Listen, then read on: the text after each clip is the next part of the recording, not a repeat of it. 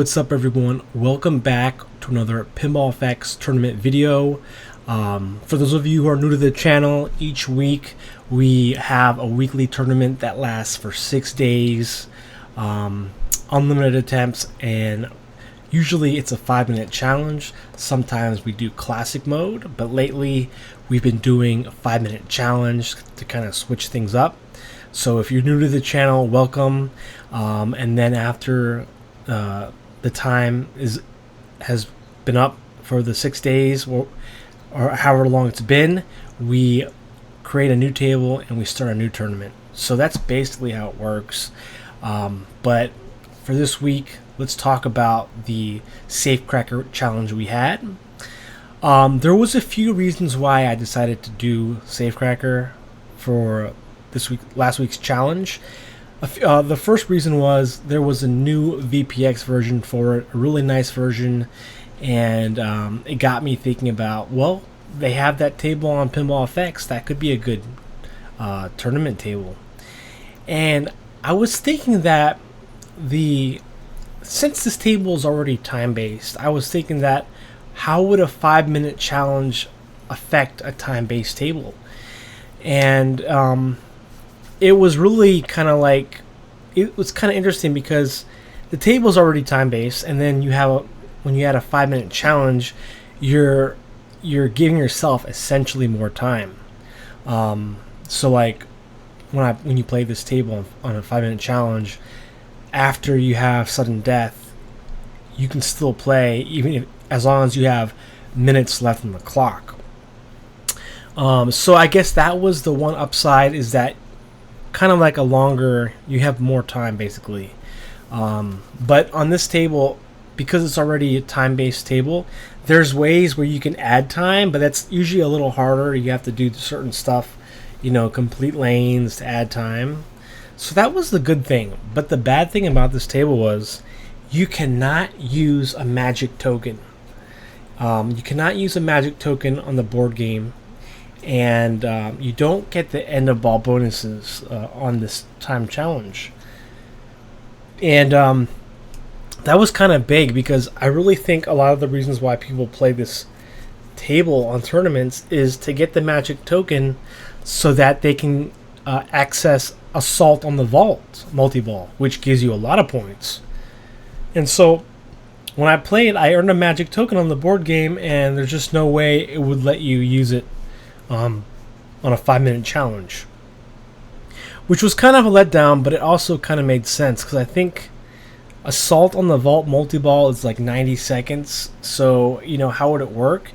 But I was thinking they could still do it, but I guess it's more complicated than it sounds.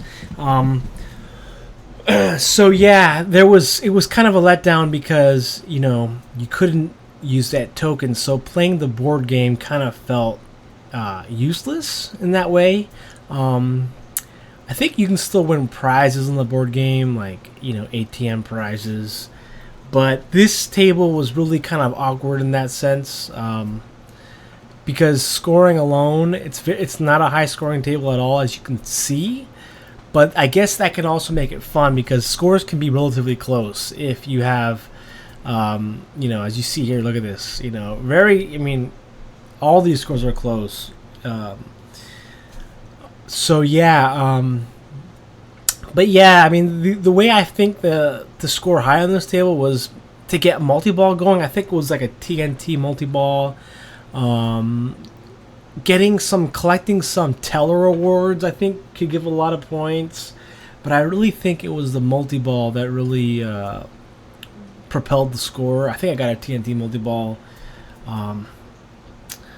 I don't know if you can get the Vault multi-ball unless you can earn a token, or not really sure about that. But in any case, we had a lot of players here. We had 44 because this was an open tournament, so a lot of turnout here. But I'm only going to go over the names I'm familiar with. So in first place, we have Fabled Scarab 79 with 2,829,000 points. Awesome score. I'd be curious to know how you get to 2 million, close to 3 million, because this table, as I said, is very low scoring. So I'm assuming it was multi-balls. I don't know how many multi-balls are on this table, but I definitely think you have to get a multi-ball. So congratulations to Fabled Scarab 79. He's been a player in our tournaments for a while now, and I think it's the first time we've seen him in first place. So shout out to Fabled Scarab 79. Really deserved score. And then, let's see here. We have third place, Balchi 99 with 1,410,000. Balchi 99 was not a fan on this table for a 5-minute challenge, which is understandable because, when I found out that you couldn't use the magic token, I was kind of like, what? What's the point of playing the board game, right? But in either case, a nice third place score for Balchi 99. Fourth place, Tomy 5577. With 1,374,000. Moving down here, seventh place, Ref Jeff with 1,231,000. Also a great score. I think hitting a million on this table. Hitting a million on this table is hard in itself. I think I played a couple times after just to refresh, kind of my strategy, and I couldn't even get a million. So moving down here, I came in 10th. With 1,171,000. Kind of surprised I was still in 10th, but I'll take it. I'm happy to be in the top 10. Just moving down here, Bad Jack Daniels in 14th place with 1,083,000. Right below him, UTD 4,000 with 1,069,000. Just below UTD, we have Urko 1945 with 990,000, close to a million, 10,000 shy, right there about. Moving down, there's Dracky Barks in 22nd place with 750,000 points. Trying to look for other names. Okay, 28. We have Wombat and a Hat with 694,000 points. And I think that's pretty much all the names we know from our closed tournament group. But I think I'm happy with that turnout. And it's nice to see in first place Fabled Scarab and Balchi and a couple other names, Ref Jeff, in the top 10. So our group is pretty strong in that regard, right? So for this week, I just wanted to remind you guys, I think it is, what's today, the 12th, right? So this week is a very big week in terms of Pinball Effects content. On the 16th, we have a bunch of new tables releasing, the soccer tables, the football tables from FX2, which you can get for free. And then we have the Xena Princess Warrior, Knight Rider table, Pacific Rim. A lot of great tables releasing on the 16th, so don't forget that. I will have some pre-release videos on the 14th, so I'll be able to look at it before it releases on the 14th, so keep an eye out for that. And let's create our tournament here. So we're going to be stepping away from Williams. We've been doing a lot of Williams lately. And I think, let's go to, here it is. Okay, so this week we're going to be doing a 5-minute challenge on Grimm Tales, which is a Zen original. One of my favorites. It's just a really cozy table. 6 days. Unlimited attempts, unlimited players. And this will be closed. So the password will be 7007. Okay? Let me just make sure. So we're switching it up. This week is a closed.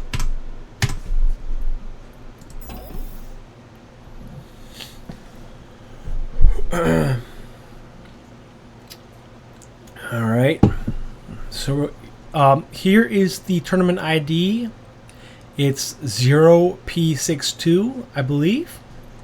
And let's play it here. Don't forget the password is 7007. You can find this all in the description below. And let's have at it. Oh man, this table was honestly awesome as well for a classic. Okay, skill shot. I think it's that lit. Let me switch my.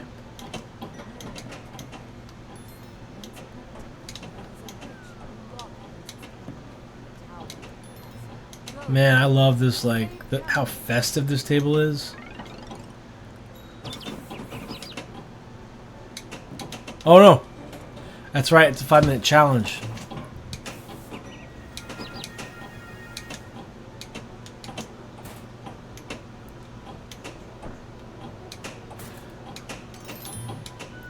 It does remind me a lot of, what's that table? Medieval Madness? I think it's because of the castle. But it also reminds me of like a Jersey Jack table for some reason. Okay, so what are we trying to hit here?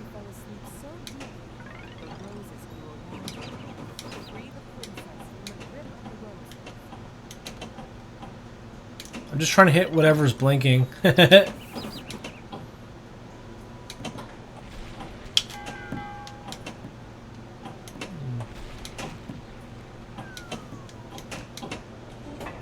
Lock the ball. So I think the scores on this table are going to be... The best scores will be if you can get a multi-ball. Because I think, because this is a 5-minute challenge, I don't think we're going to get the end of ball bonus. Which I think on this table is kind of huge, from what I remember. Okay, so one more. If we hit in the door of the castle, we get a multi-ball, right?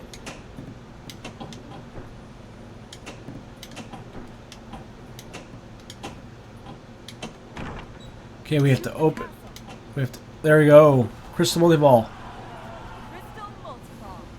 Destroy the rose bushes. Okay, so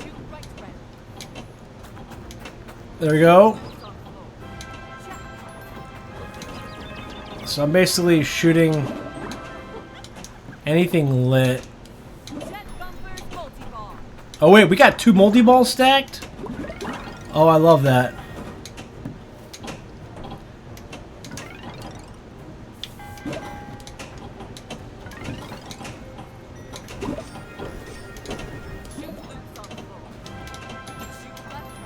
Okay, wait, does it want me to shoot the left ramp? Oh, you said left ramp.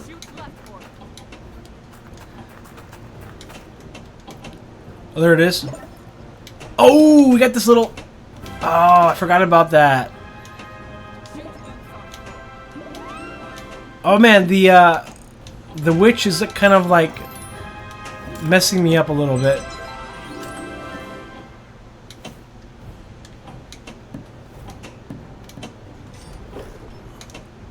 But I think this is a good table, so thank you to Balchi for this recommendation here. He was recommending Pasha, but I am not a fan of Pasha. I've never been a fan of Pasha. I find that table like... Well, actually, Pasha would be interesting on a 5-minute challenge, because I think Pasha is hard on a classic mode, but I think 5-minute challenge I might enjoy more. What am I... Oh, wait, I didn't hit... What am I supposed to hit? Okay, right orbit. Oh no, look at that hurry up.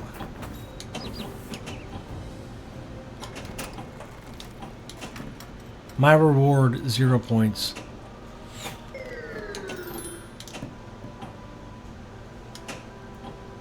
Oh wow, it's almost... The 5 minutes is already up.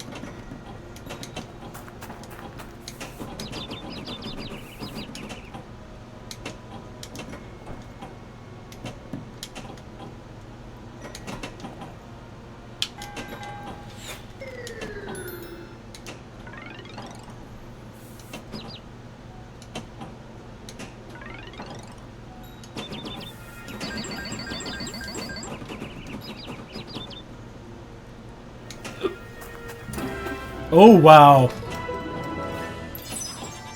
Hide the goatlings. I gotta hit the goat. Oh, I like that. I like those little standing.